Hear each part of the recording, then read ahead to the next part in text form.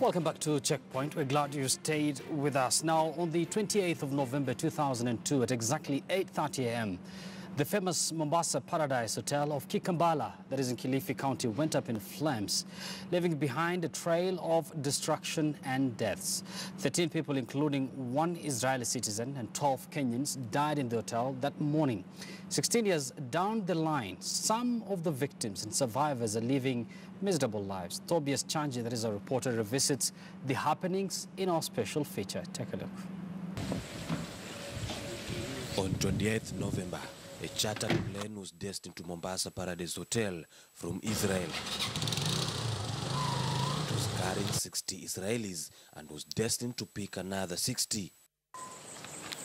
The terror group Al-Qaeda, however, had other sinister plans. They had planned a simultaneous attack on both the plane and the Paradise Hotel. Surface-to-air missiles were fired at the Boeing 757 airliner as it took off from Moi International Airport in Mombasa. A missile launcher and 2 missile casings were found at Changamwe area, just a few kilometers from the airport. The plane was missed by a whisker at Paradise Hotel, which was the only Israeli-owned hotel in Mombasa at the time. An all-terrain vehicle crashed through the gate outside the hotel, killing 13 and injuring 80. Vincent Tuko was the head gardener at the hotel at the time. He saw it all. He was lucky to have escaped with only minor injuries, but not too lucky as he lost 2 of his loved ones.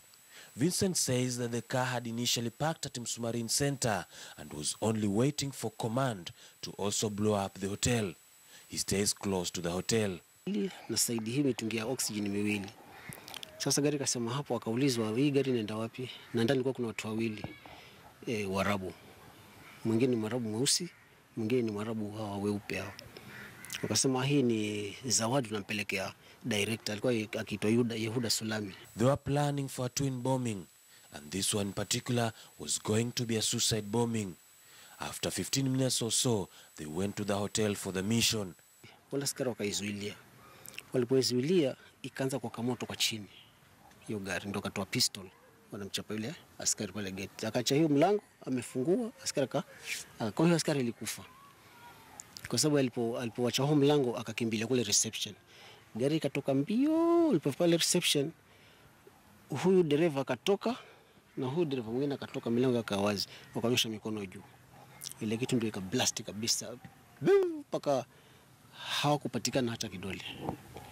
Hata ni askari tu wale waliotoka Mustad, waliotoka Israel, walipokuja ndio wakawa na wale Snoopy dogs wao wale, wakapata vidole, kitambulisho na kitambulisho nusu na vitu vingine ambavyo vinahusiana na bwana Abdirogo, marehemu Abdirogo. Sasa wakipata hivyo ndio tukajua haya mambo imetokana na terrorists. Various countries condemned the attack. The Kenyan government described the incident as senseless terrorism.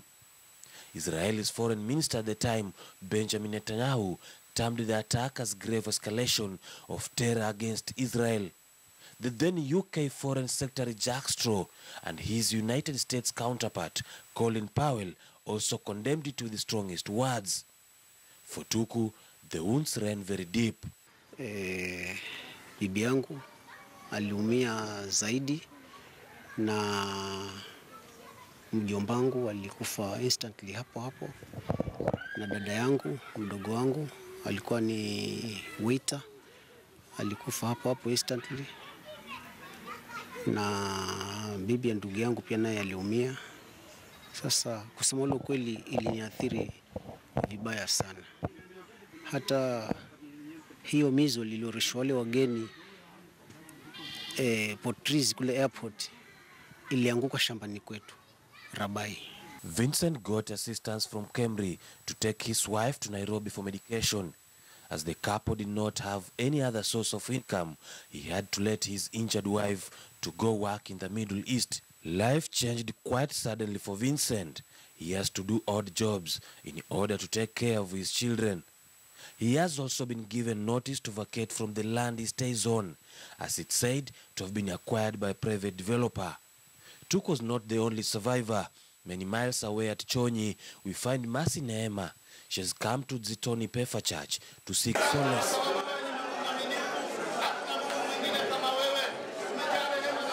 It is the 16th anniversary of that horrid, unforgettable experience. The word of God seems to be directed right at her.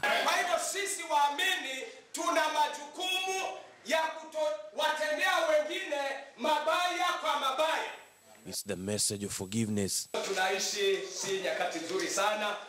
As the mass proceeds, everything seems to be quite apart from the short sermon and few hymns. Masih is called upon to give her testimony. She starts strong, but gets overwhelmed.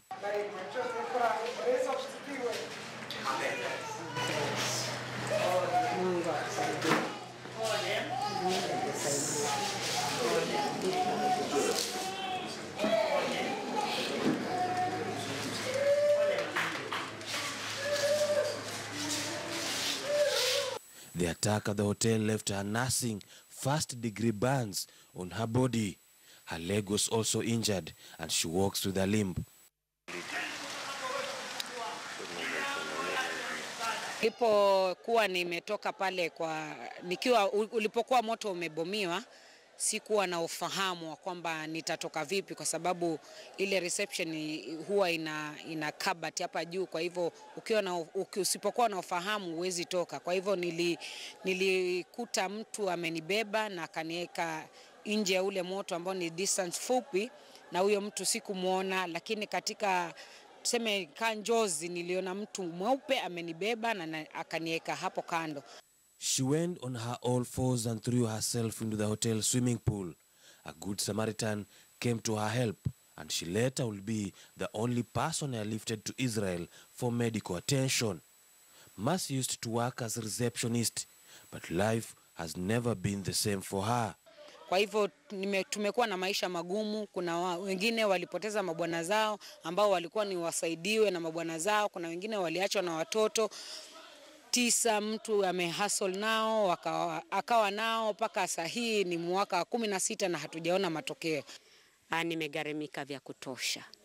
Na ombi langu mimi hata sina mambo mengi, maana ninashukuru Bwana amemsaidia, lakini ombi langu angalau apatiwe hata kibarua cha kumsaidia yeye mwenyewe, apate hata kazi ya kujimudu hata yeye mwenyewe, at least naye aone maisha vile yatakavyomwendea, maana hizo gharama basi zimenilemea.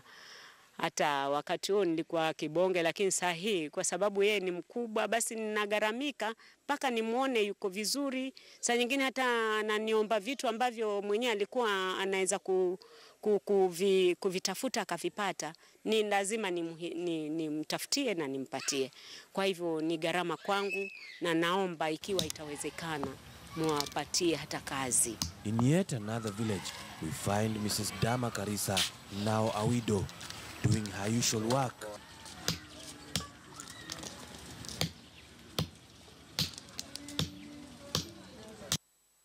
That of breaking stones. Her husband was among the 9 dancers who died from the blast.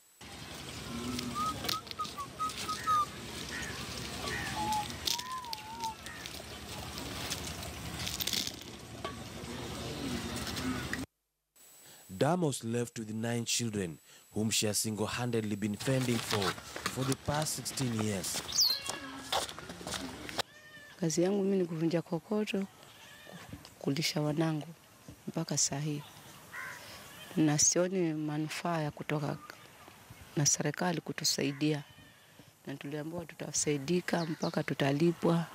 Tukasikia hivyo watu watalipwa mpaka saa hii hatujalipwa.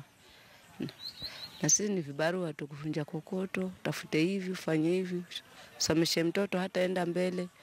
Haya, vinachika hivyo hivyo mpaka saa hii. Tuteseka kutoka hapo mpaka saa hii. Na tulikuwa na bwanangu safari, tulikuwa tunatafuta wenyewe tukalisha watoto, tukakula vipi, lakini saa hii niko peke yangu. She has 5 daughters and 4 sons, none of whom has ever seen the doors of a secondary school. Walishindikiwa, nimeshindwa njiani.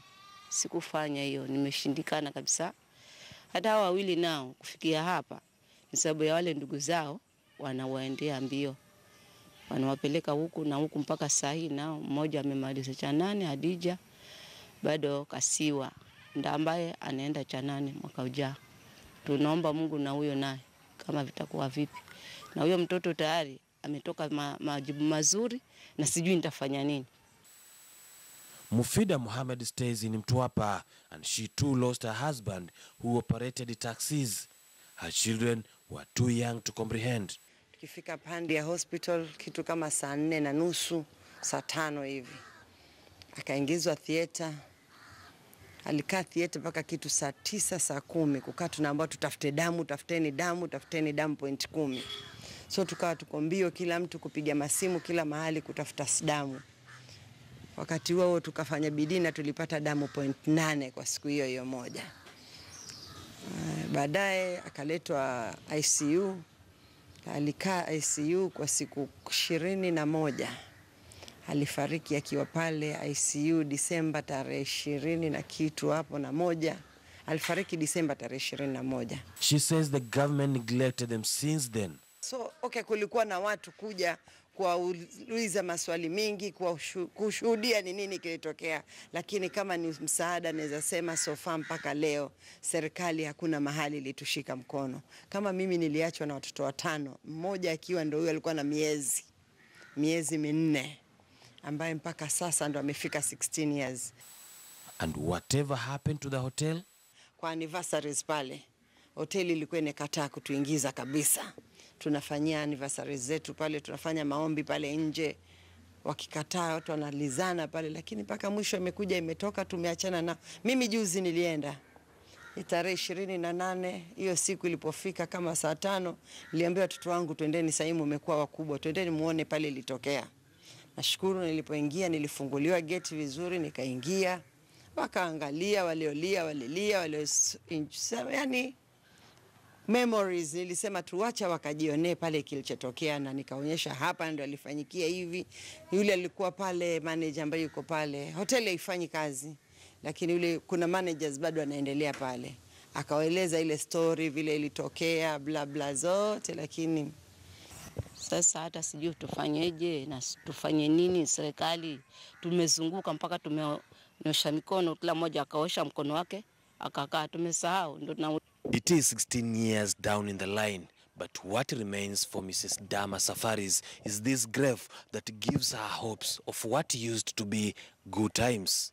Tobias Chanji, KTN News, Kilifi County.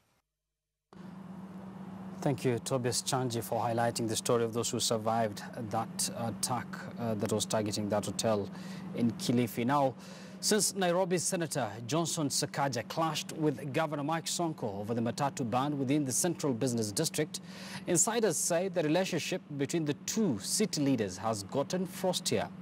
The senator now opens up on the county's leadership and says his was a rational argument that the decision was ill-informed and was not consultative. But with that issue now behind, Sakaja is expressing hopes that 2019 will be a year of implementation of the many projects initiated in 2018, as Francis Ontomwa now reports.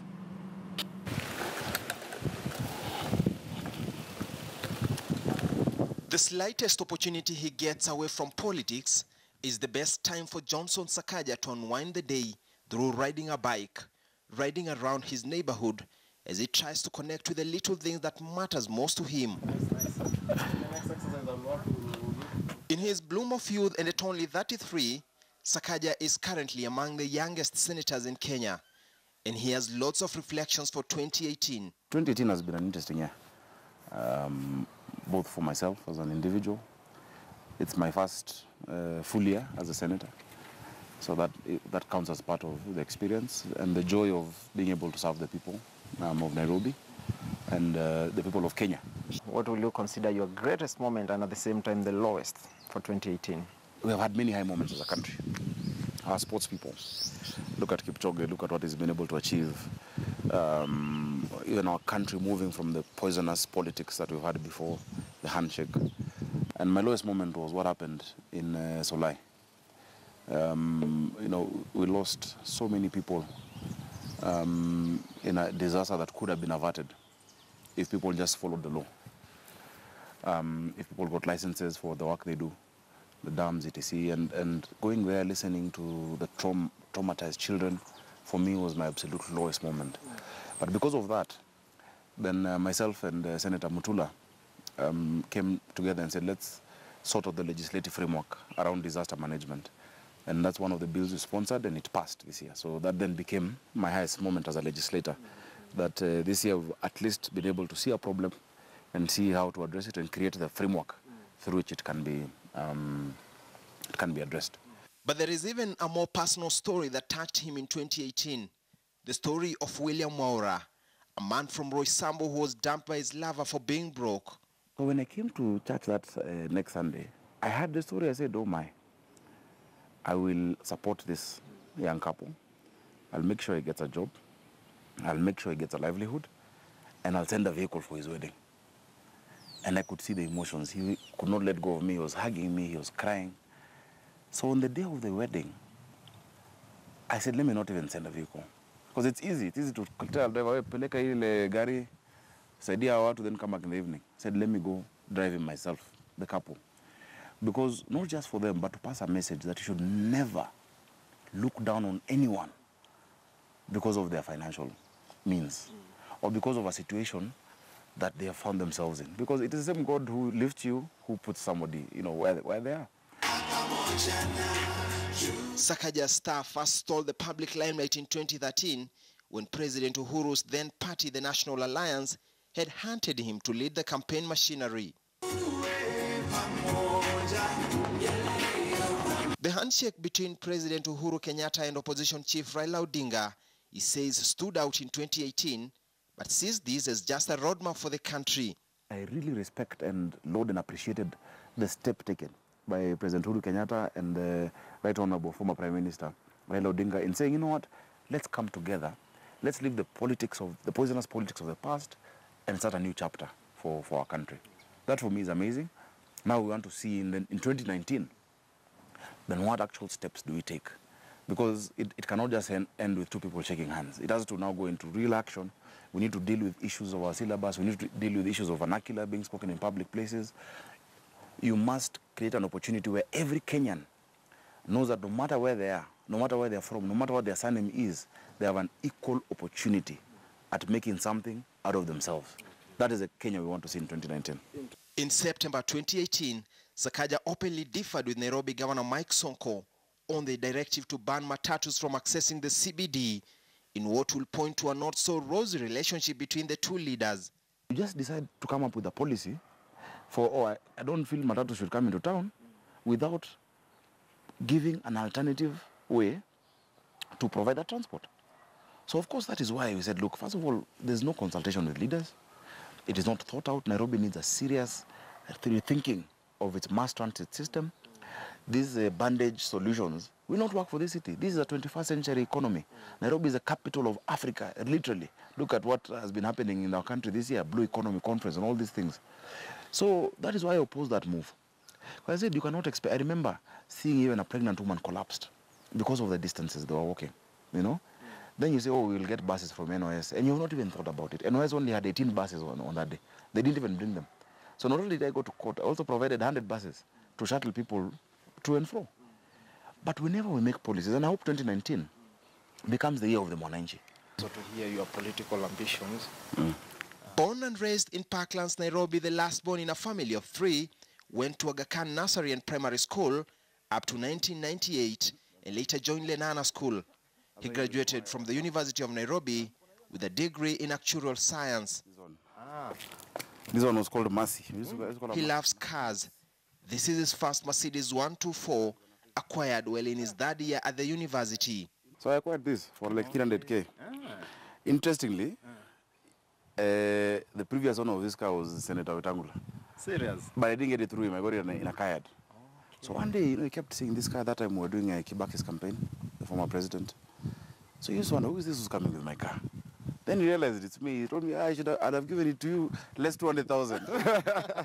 Looking at where the country is at the moment, what sort of Kenya will you want to see in 2019? 2018, coming off from the elections of 2017 and 2018, we've had a lot of policy declarations as a country. We've talked about Big Four. I want to see the groundbreaking of houses in Nairobi, for instance. I want to see medical equipment being taken to our hospitals. I don't want to see another Pumwani issue, you know, that to implement these things we are saying, otherwise Kenyans will lose up and say, in my story too. These are just stories. The tempo of politics expected to go even higher in the coming year. The youthful leader says he hopes 2019 becomes a year of implementation for far-sighted reforms in the country. Francis Ontomwa, KTN News. Thank you, Francis Ontomwa, for that. Now, let me take you over across our borders now. In the voting in Democratic Republic of Congo's anticipated presidential election got off to a shaky start due to heavy rains in the capital. There were long delays in some polling stations due to reported broken down machines. President Joseph Kabila termed the elections as free, fair after casting his vote. Torrential rains in Congo's capital, Kinshasa, delayed some voters from casting their vote in the hotly contested presidential election. Most streets were flooded, with some polling stations experiencing a power outage following the heavy rains. In the eastern town of Goma, the weather was clear, allowing residents to take part in the crucial vote. Several machines broke down in Kinshasa, Goma and Bukavu, bringing voting to those polling stations to a halt.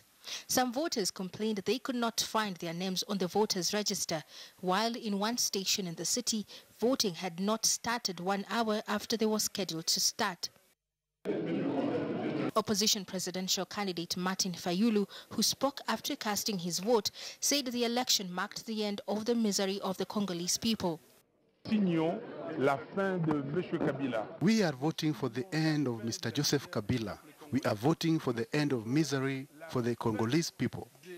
We are voting for the end of what we have known so far, the end of Congo being an international disgrace. So today, we think the results will be in line with how the Congolese people have acted. Kabila, who said the elections were free and fair, voted early in the morning in Kinshasa at the same school as a candidate he is supporting, former Interior Minister Emmanuel Ramazani Shadari, whom the latest opinion polls showed trailing two opposition candidates. Ramazani is confident of victory. Je viens de poser l'acte civique, je viens de voter. I have just voted, and I am now satisfied, because today is the result of the electoral process we started several years ago. What I am asking the Congolese people to do is to like me, to vote and avoid any incident, because it is in our best interest that it goes peacefully. I think victory is on my side, and that tonight I will be president. Je crois que la victoire est de mon côté. The polls closed at 5 p.m., although voting continued for those still in line. Voters are also choosing representatives for the national and provincial assemblies. Diplomats and poll observers have said authorities were ill-prepared for the elections. Meanwhile, authorities cancelled voting in 3 opposition strongholds until March, citing health risks from the Ebola outbreak and ethnic violence. But the new president will be sworn in January, despite the election outcome. Pope Francis on Sunday led faithfuls at the St. Peter's Square in Rome to pray for peace in the DRC as he appealed for a peaceful climate. The current president, Joseph Kabila, took over from his assassinated father in 2001, then aged 29. He was to step down in 2016, but elections were postponed after the electoral body said it required more time to register voters. The election was once again delayed last week after voting machines were destroyed by fire in the capital, Kinshasa. Caroline B., KTN News.